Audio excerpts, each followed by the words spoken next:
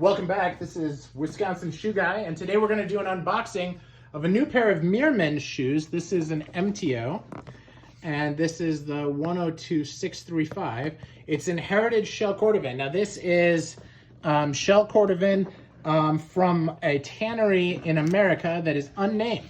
I actually reached out to Meermin and asked them whether or not it was a U.S. tannery, because it sounds like it's a U.S. tannery because they say it's a family-owned one, which makes me think Horween.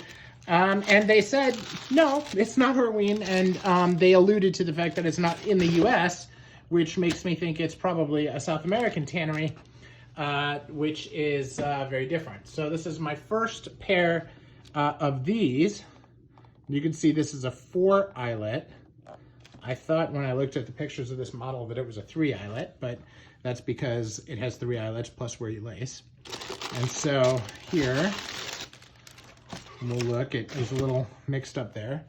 It's pretty well put together. This is hand welted.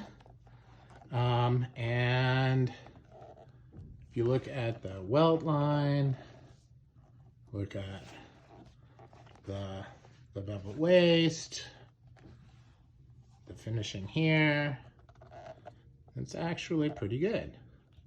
A little bit of bend here, not bad. It's a Wholecut shoe. Wholecut shoes are hard to make. They're really hard to make in shell cordovan. This is my first one.